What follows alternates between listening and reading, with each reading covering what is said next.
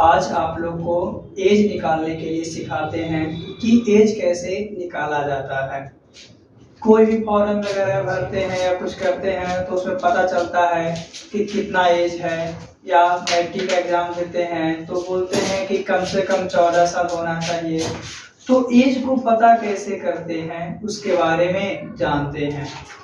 As को जानने के लिए सबसे पहले ये जानते हैं कि जो आपका एक ईयर है, एक ईयर में आपका 12 मंथ होता है। एक ईयर में 12 मंथ होता है। एक जो मंथ है, एक मंथ में आपका 30 या 31 डेज होता है, हम लोग मानते हैं।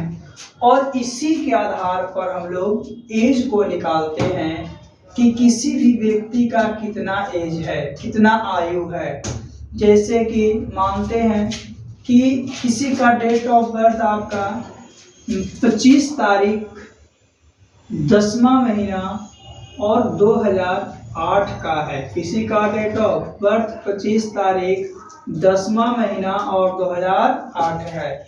अब ये देखते हैं कि एक डेट ऑफ बर्थ के माध्यम से कितना जो है आपका हम लोग निकालते हैं।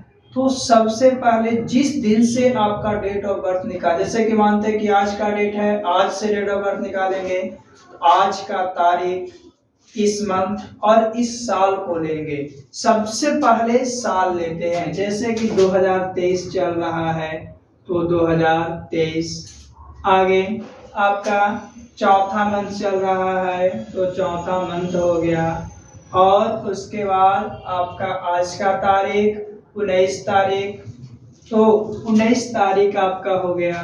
तो इस तरह से जिस डेट तक निकालना रहेगा उस डेट को लिखेंगे। उसमें पहले ईयर, उसके बाद मंथ और उसके बाद डे को, और उसी के आधार पर उनका डेट ऑफ बर्थ जो था, जैसे कि 2008 था, 10वां महीना था और 25 तारीख था।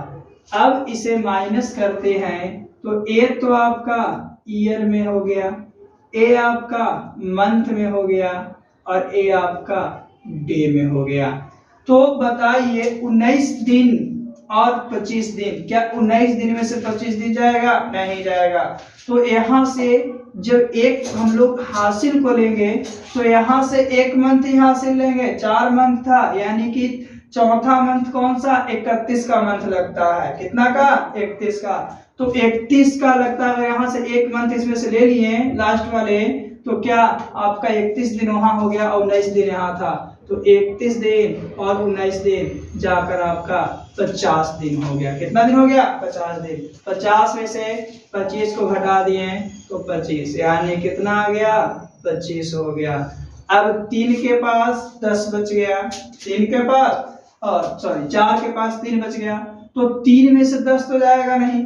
एक यहाँ से पैंचा लेंगे तो एक साल ले रहे हैं और एक साल में 12 महीना है, तो 12 महीना वहाँ और 3 महीना यहाँ। 12 3 15 महीना।